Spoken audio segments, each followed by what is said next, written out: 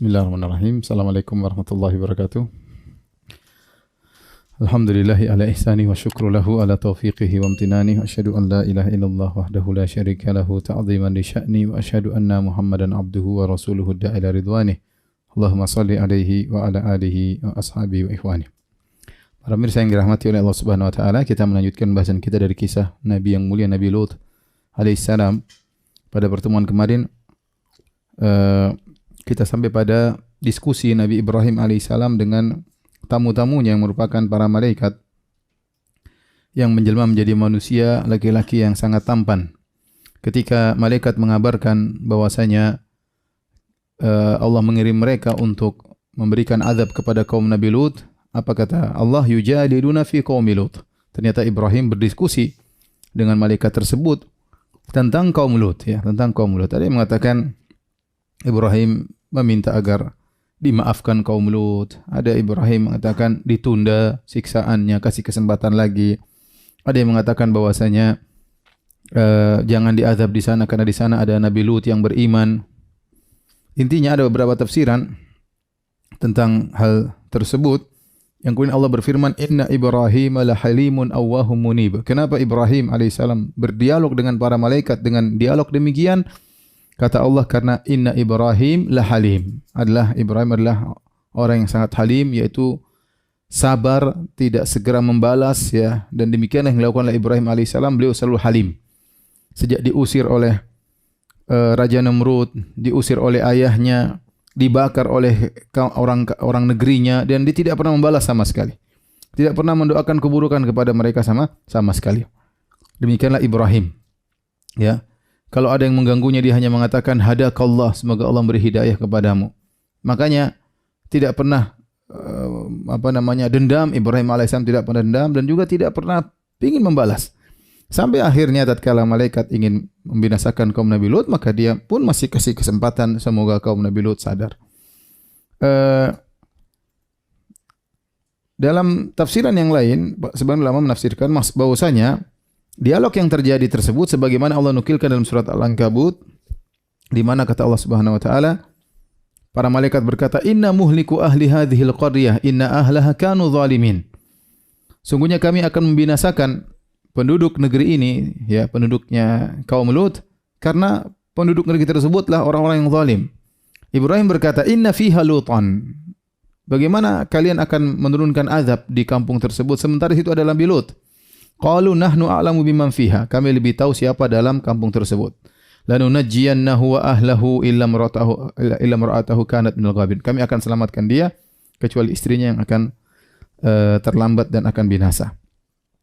Kalau dalam Al-Qur'an, dialog antara Nabi Ibrahim dengan para malaikat. Tapi kalau dalam Bible, dalam Injil, beda. Saya akan sebutkan dialog yang dituliskan dalam Bible. Saya bacakan, ya. Dan ini tercantum dalam kitab Kejadian 18 ayat 17 sampai ayat 25. Kalau ada yang bawa silakan buka, ya. Saya bacakan, ya, saya bacakan secara harfnya. Teksnya, berpikirlah Tuhan, dibuka dengan berpikirlah Tuhan. Apakah aku akan menyembunyikan kepada Abraham apa yang hendak kulakukan ini, yaitu ingin binasakan kaum Nabi Lut? Apakah aku menyembunyikan? Jadi disebutkan Tuhan masih mikir mau ngomong sama Ibrahim atau tidak. Subhanallah. Oh, Tuhan mikir-mikir, dia enggak tahu apa yang terbaik, dia masih apa? Mikir-mikir. Kemudian Tuhan berkata, bukankah sesungguhnya Abraham akan menjadi bangsa yang besar serta berkuasa, dan oleh dia segala bangsa di atas bumi akan mendapatkan berkat? Sebab aku telah memilih dia supaya diperintahkannya kepada anak-anaknya dan kepada keturunannya supaya tetap hidup menurut jalan yang ditunjukkan Tuhan, dengan melakukan kebenaran dan keadilan, dan supaya Tuhan memenuhi kepada Abraham apa yang dijanjikannya kepadanya. Sesudah itu berfirmanlah Tuhan, perhatikan. Sesudah itu berfirmanlah Tuhan, sesungguhnya banyak keluh kesah orang tentang Sodom dan Gomora, yaitu dua kota tempat pelaku praktisi homoseksual. Dan sesungguhnya sangat berat dosanya. Baiklah, aku turun untuk melihat. Subhanallah, Tuhan mau cek. Jadi banyak laporan kepada Tuhan bahwasanya penduduk Sodom dan Gomora melakukan banyak kerusakan. Ya, baiklah, aku turun untuk melihat. Apakah benar-benar mereka telah berkelakuan seperti keluh kesah orang yang telah sampai kepadaku atau tidak? Aku hendak mengetahuinya. Subhanallah, bagaimana Allah tidak tahu dan turun dan hendak ingin mengetahuinya? Akhirnya lalu berpalinglah orang-orang itu dari situ dan berjalan ke Sodom, tetapi Abraham masih tetap berdiri di hadapan Tuhan. Abraham datang dan berkata, apakah Abraham dialog sama Tuhan? Apakah engkau akan melenyapkan orang benar-benar bersama-sama dengan orang fasik? Apakah engkau akan melenyapkan orang benar, maksudnya Lut, bersama-sama dengan orang fasik? Bagaimana sekiranya ada 50 orang benar dalam kota itu? Apakah engkau akan melenyapkan tempat itu dan tidakkah engkau mengampuninya karena ke-50 orang benar yang ada di dalamnya? Terus kata Ibrahim, jauhlah kiranya daripadamu untuk berbuat demikian. Jadi Ibrahim nasihati Tuhan. Jauhilah kiranya daripadamu untuk berbuat demikian. Tuhan jangan lakukan demikian.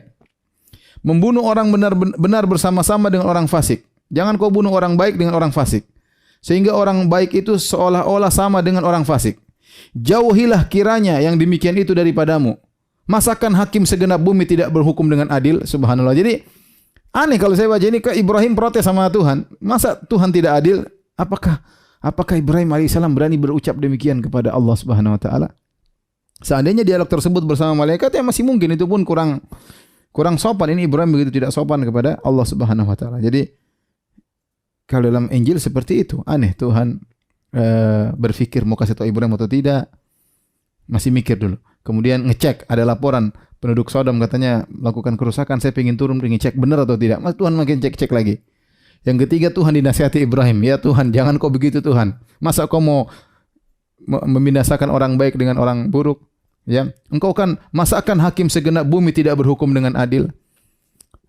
Lihat, kita bisa bedakan bagaimana antara Bible dengan Al-Quran. Taib, kita lanjutkan. Setelah itu, para malaikat berkata, Ya Ibrahimu a'rid an hadza. Wahai Ibrahim, berpalinglah engkau dari dialog ini, tidak perlu. Enggak ada manfaatnya. Innahu qad jaa'a amru rabbik. Sungguh telah datang keputusan Tuhanmu. Wa innahum atihim adzabun ghairu mardud. Allah telah memutuskan bahwasanya mereka akan ditimpa dengan azab yang tidak bisa ditolak. Jadi tidak usah kita diskusi lagi. Sudah diputuskan mereka akan dibinasakan. Akhirnya setelah itu para malaikat yang berwajah tampan tersebut pergi ke negeri Sodom. Allah bercerita, "Walamma ja'at rusuluna Lutan si'a bihim wa dhaqa bihim dhar'a." Tatkala malaikat-malaikat tersebut datang kepada Nabi Lut, maka Nabi Lut merasa sesak dadanya. Kenapa? Karena Nabi Lut lihat mereka ini orang-orang tampan, ini sebentar lagi akan diganggu oleh kaumnya. Nabi Lut khawatir nih orang-orang para tamu-tamu ini diganggu. Wa qala hadza yaumun nasib. Dan Nabi Lut berkata ini hari yang berat. Dia bukan mikir dirinya tapi mikir gimana tamu-tamunya ini. Namanya tamu datang harus dimuliakan, namanya tamu harus dijaga, ya. Ya. Ternyata orang-orang kampung tersebut adalah orang-orang yang praktisi homoseksual, apalagi melihat wajah-wajah tampan seperti ini. Itulah yang buat Nabi Lut kemudian merasa berat. Kata dia, hadza yaumun asib, ini per hari berat. Dan ini boleh seorang menjelaskan kesulitan yang dihadapi, tapi bukan mengeluh ya, tapi dia mengatakan menjelaskan hadza yaumun asib, ini hari yang berat. Kemudian dan kita tahu bahwasanya istri Nabi Lut adalah istri yang pengkhianat ya. Istri yang pengkhianat. Inilah yang juga dikhawatirkan Nabi Lut alaihissalam karena istrinya akan melaporkan kepada orang-orang kampung. Makanya Allah berfirman, "Daraballahu mathalan lil ladzina kafaru imra'ata Nuhin wa imra'ata Lut." Allah berikan perumpamaan kepada orang-orang kafir tentang istrinya Nabi Nuh dan istrinya Nabi Lut. Kanata tahta abdaini min ibadina salihain. Mereka berdua adalah istri dari dua hamba kami yang saleh, Nuh dan Nabi Lut. Fa khanatahuma. Ternyata keduanya berkhianat kepada suami mereka berdua. Istri Nabi Nuh berkhianat kepada Nabi Nuh, istri Nabi Lut berkhianat kepada Nabi Lut. Khianat apa maksudnya? Khianat yaitu kufur kepada Allah Subhanahu wa taala, dan di antara bentuk pengkhianatan istri Nabi Lut, dia bongkar rahasia.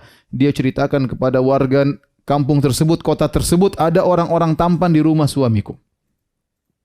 Kata Allah, falam yughniya anhuma minallahi syai'a. Dan tidak bermanfaat. Mereka berdua adalah istri daripada para nabi, ternyata status mereka berdua sebagai istri tidak bisa menyelamatkan mereka berdua. Wa qila dukhulan nar ma'ad dakhilin. Kata Allah, masuklah kalian berdua wahai istri-istri Nabi, istri Nabi Nuh, istri Nabi Lut bersama orang kafir yang lainnya. Tidak ada bedanya. Tidak ada bedanya. Sama-sama masuk neraka. Intinya Istri Nabi Lut berkhianat, kemudian dia pergi laporkan kepada penduduk negeri bahwasanya di rumahnya ada orang-orang yang sangat tampan. Akhirnya berita tersebar, mulailah orang-orang kaum Nabi Lut datang menuju rumah Nabi Lut dengan bergegas, dengan syahwat yang sudah memuncak. Kata Allah, waja'ahu qaumuhu yuhra'una ilaihi. Maka datanglah kaumnya kepada Nabi Lut yuhra'una ilaihi dengan segera. Yuhra'un itu bergegas. Wa min qablu kanu ya'maluna sayyi'at. Sebelumnya mereka melakukan keburukan, ya. Jadi mereka bergegas, ya, untuk segera menemui orang-orang tampan tersebut. Ya, karena mereka sudah dengar ada orang-orang tampan yang tampannya tidak wajar, tidak seperti orang kampung situ. Ini tamu luar biasa, istilahnya masih perjaka, masih tampan. Ya, mereka semangat luar biasa seperti orang yang sudah kelaparan mendengar bahwasanya makanan sudah dihidangkan. Kira-kira demikian. Sehingga mereka tidak datang pelan-pelan, bergegas segera, ingin segera melampiaskan syahwat mereka. Ya. Kata Allah Subhanahu wa taala, mereka datang dengan menggebu-gebu, wa jaa ahlul madinati yastabshirun. Kata Allah, datanglah penduduk kota tersebut dengan penuh kegembiraan. Penduduk kota semuanya semangat. Pergi kepada Nabi Lut, yastabshirun dengan penuh kegembiraan. Dengan penuh kegembiraan. Mereka minta, serahkan tamu-tamumu. Yang kasih tahu siapa istrinya Nabi Lut. Nabi Lut menjawab mereka, qala ya qaumi haula'i banati hunna atharu lakum. Fattaqullaha wa la tukhzuni fi dhaifi alaysa minkum rajulun rasyid. Ya. Kata Nabi Lut, wahai kaumku, ini putri-putriku, hunna atharu lakum. Mereka lebih suci untuk kalian.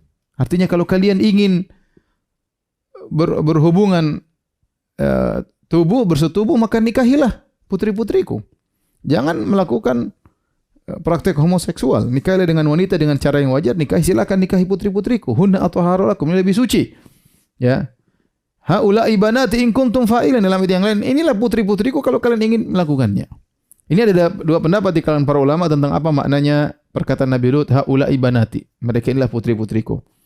Ada yang mengatakan Nabi Lut memang menawarkan putri-putrinya untuk dinikahi dengan baik, enggak ada masalah. Ada yang mengatakan maksudnya Nabi Lut mengatakan banati putri-putriku, maksudnya seluruh wanita-wanita negeri itu silakan nikahi. Jangan bergaul dengan laki-laki karena seorang nabi kedudukannya seperti ayah. Seakan-akan dia mengatakan, wahai kaumku, kalian yang wajar, yang waras, ingin melakukan hubungan, maka nikahilah wanita-wanita yang ada.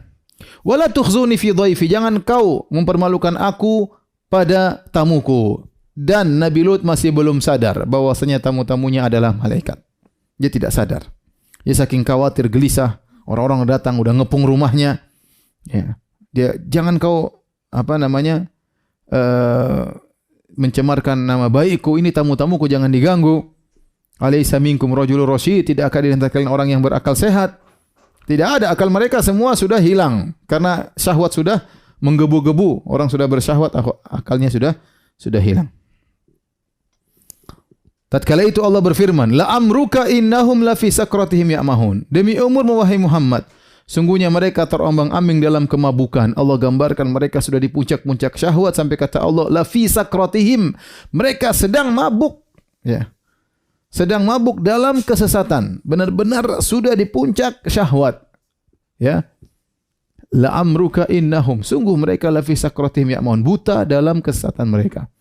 Di sini perhatikan Allah Subhanahu wa taala tatkala menekankan bahwasanya mereka sedang benar-benar dalam puncak syahwat, Allah bersumpah la amruka, demi umur wahai Muhammad. Allah tidak mengatakan demi umur Nabi Hud, tapi Allah mengatakan demi umur wahai Muhammad. Dan tidak ada orang yang pernah Allah bersumpah dengan umurnya seperti Nabi Muhammad sallallahu alaihi wasallam. La amruka, demi umur wahai Muhammad. Allah bersumpah dengan umur Nabi untuk menekankan sesuatu. Kata para ulama, kenapa? Karena umur Nabi seluruhnya adalah berkah. Ya, seluruh umur Nabi, seluruh usia Nabi, seluruh waktu Nabi tidak ada yang terbuang-buang. Ya, pantas Allah Subhanahu wa taala bersumpah dengan umur Nabi sallallahu alaihi wasallam. Tidak seperti kita, betapa banyak waktu kita yang terbuang-buang, tidak ada manfaatnya, melihat berita yang tidak ada faedahnya, komentar yang tidak ada faedahnya, dan selanjutnya dan seterusnya. Adapun Rasulullah SAW, maka Allah bersumpah dengan umurnya, demi umur wahai Muhammad, innahum la fi sakratihim ya'mahun, sungguhnya mereka benar-benar dalam mabuk kepayang di puncak kesyahwat. Mereka dalam seperti kondisi orang-orang yang buta. Akhirnya Nabi Lut tadi bertawarkan, haula'i banati, Hunna athaharu lakum, kalau kalian mau, nikahilah putri-putriku daripada kalian gauli laki-laki, tamu-tamuku. Mereka membantah, qalu laqad alimta ma lana fi banatika min haqq wa innaka la ta'lamu ma nurid. Wahai Lut, kau kan sudah tahu kami tidak ingin putri-putrimu. Kami tidak ada syahwat sama putri-putrimu, Lut. Dan kau sudah tahu apa yang kami maui. Mereka tidak malu-malu lagi. Kita ini mau laki-laki, kenapa kau tawarkan perempuan? Wa innaka, dan sungguh engkau tahu. La ta'lamu, subhanallah, mereka mengatakan wa innaka la ta'lamu, dan sungguh-sungguh engkau benar-benar mengetahui ma nurid, apa yang kami inginkan. Nabi Lut tidak bisa berbuat apa-apa. Tidak ada yang bisa membela dia untuk menolong dirinya, dan tidak ada yang bisa membela dia untuk menolong tamu-tamunya. Kata Nabi Lut, qala law anna li bikum quwwah, seandainya saya punya quwwah, saya punya kekuatan, saya punya kabilah, ya saya bisa berlindung kepada kabilah tersebut, au ila ruknin syadid, atau saya bersandar kepada sandaran yang kuat, yaitu Allah Subhanahu wa taala. Baik, kabilah enggak ada, tapi Nabi Lut punya sandaran, yaitu Allah Subhanahu wa taala. Sampai saat ini Nabi Lut masih belum sadar bahwasanya tamu-tamu tersebut bukan manusia. Dia masih berdialog sama kaumnya, jangan ini tamuku, jangan ganggu, bikin malu saya, ini putri-putriku. Enggak, kami enggak mau putrimu, kau tahu apa yang kami suka, berikan tamu-tamumu. Mereka terus merayu. Kata Allah Subhanahu wa taala, wa laqad rawaduhu an dhaifihi. Mereka terus merayu Nabi Lut untuk menyerahkan tamu-tamunya. Ayo serahkan Lut, ayo serahkan, rayu terus enggak berhenti. Nabi Lut ketakutan. Apa yang Allah katakan? Fatamasna a'yunahum, kami pun butakan mata mereka. Fadzuqu adzabi wa nuzur, maka rasakanlah azabku dan peringatanku. Jadi mereka melakukan al-murawadah, rayu Nabi Lut, ayo serahkan tamu-tamumu. Tapi Allah mengatakan fatamasna a'yunahum, maka kami butakan mata mereka. Ada pun makna kami butakan mata mereka, makanya ada 3 pendapat di kalangan para ahli tafsir. Ada yang mengatakan kami butakan mata mereka, maksudnya mereka tiba-tiba jadi buta, enggak bisa melihat. Seperti orang buta. Gara-gara pingin melihat cowok, ya. Pingin lihat cowok, pingin ngintip cowok, pingin Allah butakan mata mereka. Waliyadzubillah. Karena melihat, ingin melihat yang tidak benar, yang haram, tidak boleh mereka lihat. Yang kedua, yang dimaksud dengan dibutakan matanya, yaitu mereka masuk ke dalam rumah Nabi Lut karena mereka maksa, tetapi malaikat tersebut tamunya tidak kelihatan. Mereka cari-cari kemana dia, dibutakan dan tidak melihat. Pendapat yang ketiga dikatakan maksudnya dibutakan, yaitu benar-benar mata mereka hilang seperti kulit di matanya. Jadi tertutup seakan-akan tidak ada matanya sama sekali, seperti pipi. Jadi seperti pipi tutup. Dibutakan oleh Allah Subhanahu wa taala. Allah alam besok mana pendapat yang benar, tapi intinya mata mereka dibutakan oleh Allah Subhanahu wa taala. Dan terus mereka maksa, akhirnya mereka pulang, tapi mereka ngancam, awas Lut, besok harus kasih tamumu. Intinya ancaman-ancaman. Tatkala Nabi Lut sudah bingung menghadapi mereka, Nabi Lut masih belum tahu tamu-tamunya ini adalah para malaikat, dan subhanallah Nabi Lut nekat, ya, membela tamu-tamunya berhadapan dengan orang sekampung. Ya, kemungkinan yang datang mungkin pembesar-pembesarnya. Nabi Lut bertahan melawan mereka demi membela tamu-tamu. Ini adalah bentuk pemuliaan tamu. Kalau tamu, seorang bela tamunya, jangan sampai diganggu sama orang kampungnya. Akhirnya kala Nabi Lut ketakutan dengan ancaman-ancaman mereka, khawatir dengan tamunya, maka akhirnya para tamu tersebut buka kartu. Mereka berkata, qalu ya Lutu inna rusulu rabbika lan yasilu ilaik. Kata mereka, wahai Lut, sungguhnya kami ini utusan-utusan Rabbmu, kami ini para malaikat. Lan yasilu ilaik, mereka tidak bisa mengganggumu. Jangan khawatir, kau tidak usah takut dengan ancaman mereka. Mereka tidak bisa menyentuhmu, wahai Lut. Fa asri bi ahlika bi qata'im minal lail, wa la yaltafit minkum ahadun illa imra'atak. Maka pergilah, berangkatlah engkau di tengah malam bersama dengan keluargamu, 2 putrimu. Wala yaltafit minkum ahadun, dan kalau kau sudah berangkat jangan tengok-tengok ke belakang, jalan terus. Dengar apapun jangan balik belakang, jalan terus. Illa imra'atak, kecuali istrimu. Innahu musibuha ma asabahum. Sungguhnya dia akan ditimpa dengan azab yang akan menimpa kaummu. Inna mau'idahumus subhu. Sungguhnya janji Allah untuk menurunkan azab kepada mereka adalah besok di pagi hari. Alaysa subuhu biqarib, bukankah subuh sebentar lagi? Kata sebagian ulama, setelah Nabi Lut dikasih tahu bahwasanya mereka ini adalah para malaikat dan diutus oleh Allah untuk menurunkan azab, maka Nabi Lut mengatakan azab mereka sekarang aja. Karena mereka mengancam Nabi Lut pagi-pagi. Azab mereka sekarang aja, azab mereka. Kata malaikat, jangan, besok aja. Bukankah subuh sebentar lagi? Kau pergi aja sama keluargamu. Ingat, jangan tengok ke belakang. Para ulama khilaf, apakah istrinya ikut keluar di malam hari? Dalam ayat yang lain kata Allah, "Fa'asri bi ahlika bi qita'in minal laili wattabi' adbarahum wa la yaltafit minkum ahadun wamdhu haitsu tu'marun." Maka pergilah kalian di akhir malam beserta keluargamu, wahai Lut, dan ikutlah mereka dari belakang. Jangan ada di antara kamu yang menoleh di belakang. Biar mereka depan, kau di belakang, dan jangan noleh ke belakang sama sekali. Teruskanlah perjalanan ke tempat yang diperintahkan kepadamu. Jangan sampai noleh sama sekali. Di sini para ulama khilaf dua pendapat. Apakah istrinya ketika Nabi Lut dan putri-putrinya pergi, istrinya tinggal di rumah tidak ikut? Ataukah istrinya juga ikut bersama Nabi Lut dan keluarganya, tapi ketika dia mendengar azab menimpa kaumnya, dia tengok ke belakang. Ketika dia tengok, dia kena azab. Ada dua pendapat di kalangan para ahli tafsir. Ada yang mengatakan dia tidak mau ikut, sudah Nabi Lut sama anak-anaknya yang pergi, dia tinggal di situ. Maka turunlah azab buat dia dan juga kaumnya. Ada yang mengatakan istrinya ikut juga keluar bersama Nabi Lut alaihissalam dan keluarganya. Akhirnya tibalah saatnya Allah menurunkan azab. Kata Allah Subhanahu wa taala, "Falamma jaa amruna", tatkala tiba keputusan kami, tatkala tiba saatnya turunkan azab. "Ja'alna 'aliyaha safilaha", kami jadikan ya yang atas jadi bawah, yang bawah jadi atas. Subhanallah. Diangkat safilaha, bagian bawah diangkat, dicongkel oleh Allah, dibawa ke atas langit, dibalikkan. Kami jadikan negeri Nabi Lut yang di atas ke bawah dibalikkan. Ya, tadinya begini dibalik. Wa amtarna 'alaiha hijaratan min sijilin mandud. Setelah itu kami hujani mereka. Ya. Fasa'a matarul mundzirin. Hujan yang sangat buruk. Hujan apa? Bukan hujan air. Hujan batu. Bukan sembarang batu, min sijilin mandud, dengan batu yang terbakar, batu yang panas. Yang datang bertubi-tubi, tidak berhenti, mandud itu tersusun. Gitu. Hujan tersebut, hujan batu. Batu bukan sembarang batu, batu panas. Musawwamatan 'inda rabbik, yang batu tersebut diberi tanda oleh Allah. Apa maksudnya diberi tanda oleh Allah Subhanahu wa taala? Ada yang mengatakan maksudnya batu itu bukan sebatu dunia, bukan batu bumi, batu khusus yang Allah kirimkan, entah Allah turunkan dari mana, bukan batu seperti biasa. Dia panas dan dia turun begitu bertubi-tubi.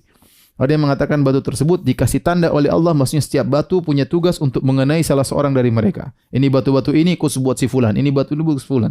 Jadi batunya datang sebagian. Jadi batu mencari, pokoknya mencari orang yang sudah dicatat untuk dia, tidak bisa kabur.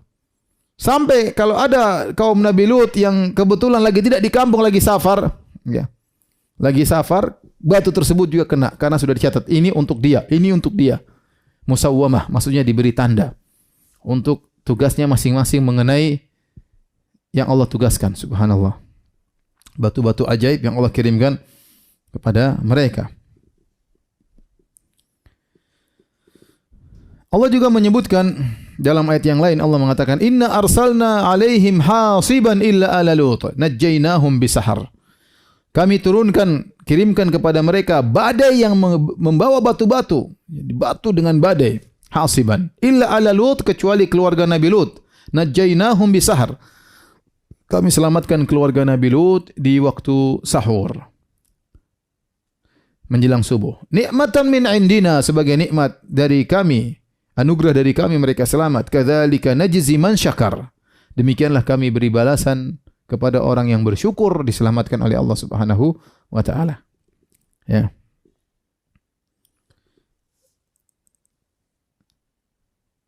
Kemudian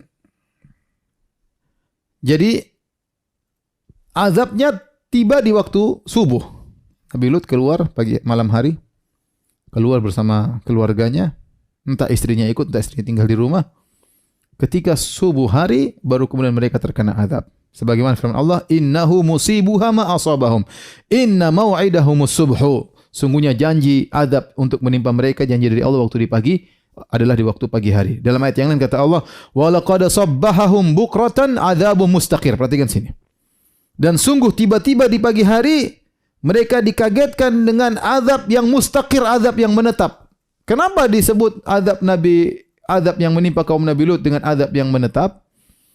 Ada yang mengatakan azab tersebut sekali datang tidak berhenti. Jadi bagaimana? Diangkat.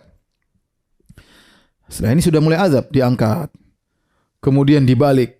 Setelah dibalik, kemudian ditimpa dengan bebatuan. Kemudian digelimpangkan, kemudian mati. Setelah mati kemudian masuk alam barzakh, disiksa. Terus sampai sekarang mereka sedang disiksa sampai hari kiamat, tidak pernah berhenti azab tersebut. Azab mustaqir. Sejak saat mereka diangkat oleh Allah ke langit dan dibuang ke bawah dihujani dengan hujan batu, azab dari sejak saat itu terus berlangsung mustaqir, terus sampai selama-lamanya abadi. Terus diazab. Di alam barzakh diazab, dibangkitkan hari kiamat diazab, masuk neraka diazab dan seterusnya. Kata Allah, fadzuku azabi wa nuzur. Rasakanlah azabku dan peringatanku.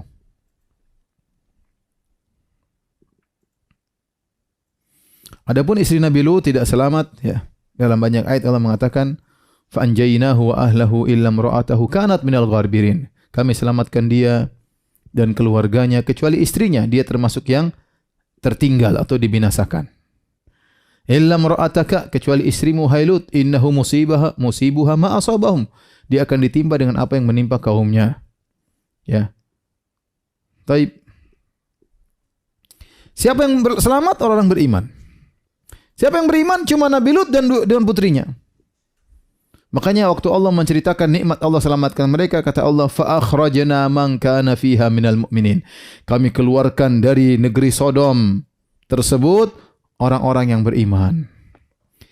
Kenapa Allah menyebutkan kami keluarkan orang yang beriman? Agar kita tahu bahwasanya yang menyelamatkan kita adalah iman. Usaha kita lakukan, ikhtiar kita lakukan. Tapi kalau mau selamat dari azab Allah, cuma iman yang menyelamatkan. Fa akhrajna man kana fiha minal mu'minin, maka kami keluarkan orang-orang yang beriman. Kata Allah, fama wajidna fiha ghairu baitin minal muslimin. Kami tidak dapati di situ kecuali sebuah rumah milik kaum muslimin. Artinya apa? Satu negeri semuanya praktisi homoseksual. Yang tidak cuma Nabi Lut dan putrinya.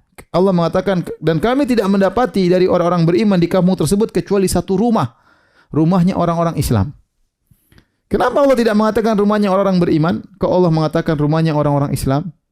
Karena kata para ulama, dalam rumah tersebut ada istrinya Nabi Lut dan dia munafik dan dia kafir.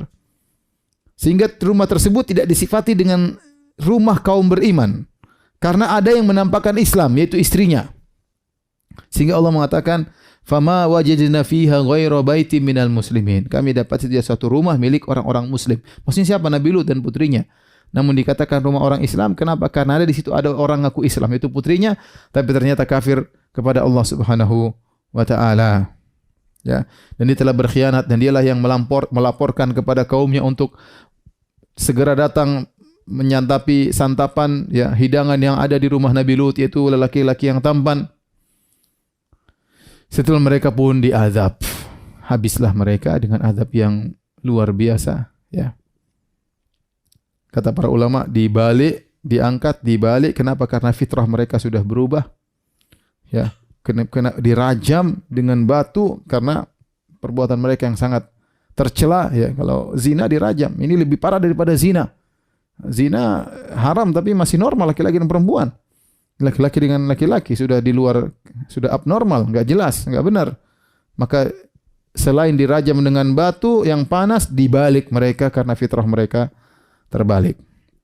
Setelah itu Allah berfirman, wa tarakna fiha ayatan lil ladzina yakhafuna al-'adzabal alim. Perhatikan. Dan kami tinggalkan pada negeri tersebut ada satu tanda bagi orang-orang yang takut dengan azab yang pedih. Jadi kata para ulama, dahulu hancurnya mereka masih kelihatan. Jadi kata Allah, wa tarakna fiha ayah. Kami tinggalkan tanda-tanda kebesaran kami. Bahwasanya di sini ada satu kaum praktisi homoseksual, kemudian dibinasakan oleh Allah, dan tanda kebinasaan mereka masih bisa dilihat. Lilladzina yakhafuna al-'adzabal alim, bagi orang-orang yang takut dengan azab yang pedih.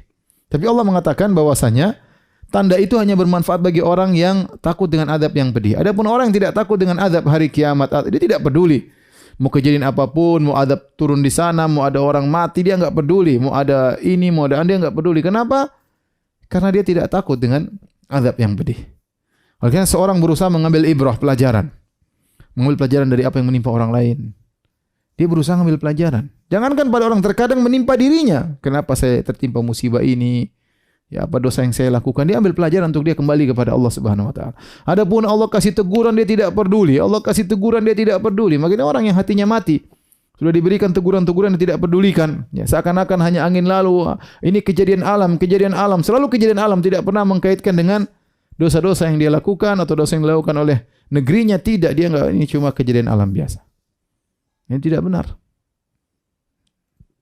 Allah mengatakan, wa tarakna fiha ayatan lil ladzina yakhafuna al-'adzab al-alim, dan kami tinggalkan di situ tanda kebesaran kami bagi orang-orang yang takut dengan azab yang pedih. Makanya Allah mengatakan, qad khalat min qablikum sunanun fasiru fil ardi fanzuru kaifa kana aqibatul mukadzibin. Sungguh telah berlalu aturan-aturan Allah kepada kaum-kaum sebelumnya. Maksudnya apa?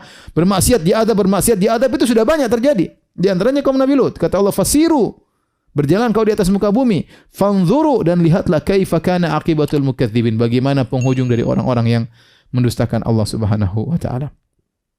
Para ulama khilaf, apakah lokasi negeri Sodom adalah sekarang jadi Bahrul Mayyit? Ada yang mengatakan iya, ada yang mengatakan tidak. Allah alam bisawab. Sebagian ulama mengatakan itulah Al-Bahrul Mayyit. Ya, lokasi sebagian ahli tafsir seperti Thahir bin Ashur mengatakan itulah lokasi negeri Sodom yang Allah hancurkan. Jadi Al-Bahrul Mayyit dia adalah, ada yang mengatakan lokasi terendah di dunia. Lokasi terendah di dunia, dan kadar garamnya sangat tinggi, maka disebut laut mati, tidak ada kehidupan ya. Karena kadar garam sangat tinggi sampai 35 gram per liter ya. Adapun air biasa katanya cuma sekitar 3 gram per liter atau kurang lebih daripada itu. Jadi sangat tinggi, berlipat-lipat daripada kadar garam yang biasa. Sehingga kalau kadar garam terlalu tinggi susah hewan untuk hidup di situ. Mungkin tidak sembarang ikan bisa hidup di situ, tidak sembarang tumbuhan bisa hidup karena kadar garam yang terlalu tinggi. Dan posisi laut tersebut ada yang mengatakan mencapai titik terendah sampai 400 meter di bawah permukaan laut.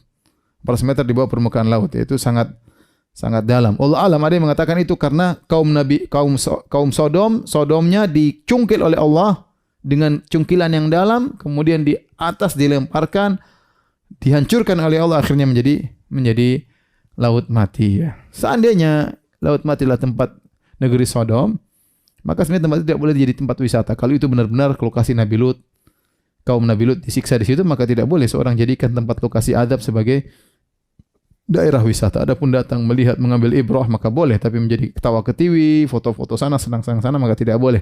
Sebagaimana yang kita jelaskan pada adab yang Allah timpakan kepada kaum Nabi Saleh ya alaihissalam. Taib, inilah ya adab yang sangat pedih ya yang Allah timpakan kepada orang-orang praktisi homoseksual. Yang menyedihkan sekarang, ternyata praktisi homoseksual mulai berkembang bukan cuma di luar negeri, bahkan di tanah air kita. Mulai orang berani melakukan transgender ya. Terkadang orang yang melakukan transgender malah top, malah jadi tontonan, sehingga jadilah biasa, hal yang biasa. Ya, harusnya menjijikkan, harusnya orang muak melihat hal itu, tapi karena sudah hal biasa jadi terbiasa. Maksiat jadi biasa, sehingga ini lakukan, ya sudah. Akhirnya tidak ada yang mencaci, tidak ada yang mencela, tidak ada yang mendakwahi dan yang lainnya ya. Ini yang menyedihkan. Terlebih lagi ada orang-orang liberal yang kemudian berusaha melegalkan hal tersebut, bahkan menghalalkan secara syar'i. Seperti saya pernah sampaikan ya. Ada di antara mereka yang mengatakan kalau memang praktek homoseksual itu haram, tentunya Allah turunkan azab. Kenapa orang-orang praktisi homoseksual tidak pernah diazab? Kita bilang ya, tidak semua maksiat Allah turunkan azab. Betapa banyak maksiat Allah tidak turunkan azab. Sekarang banyak korupsi Allah tidak turunkan azab. Betapa banyak orang perkosa, orang zina, tidak ada yang Allah tidak turunkan azab. Betapa banyak ya orang membunuh yang lain, Allah tidak turunkan azab ya. Apakah kemudian kalau Allah tidak turunkan azab berarti benar? Akan datang azab, kalau enggak di dunia, di akhirat. Jadi itu lucu mereka berdalil dengan hal yang seperti itu ya. Sama seperti seorang profesor agama mengatakan yang diharamkan oleh Allah bukanlah praktisi homoseksualnya, tapi cara berhomoseksualnya. Ini ngawur lagi ya. Katanya kalau homoseksualnya enggak apa-apa, itu anugerah, tapi cara berhomoseksualnya yang larang. Emang cara apa yang diharamkan sampai Allah sampai kirimkan azab seperti itu? Tapi sebagian mereka mengatakan, ngapain ente urusan ini, bukan ranah Tuhan ngurusi seksualnya manusia, bukan ranah Tuhan, subhanallah.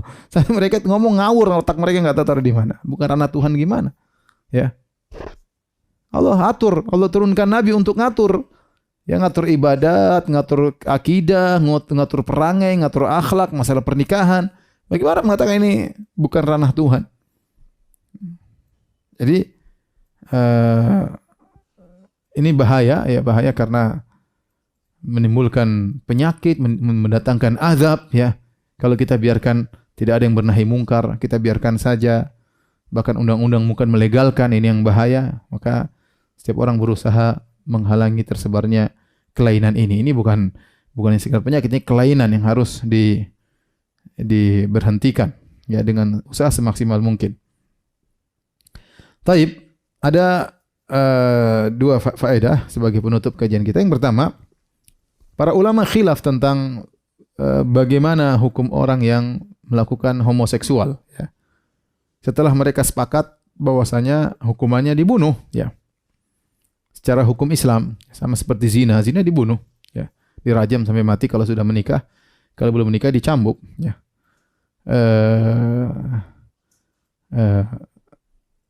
Adapun kalau praktisi homoseksual maka sepakat dibunuh, tetapi bagaimana cara dibunuhnya maka khilaf di kalangan para ulama.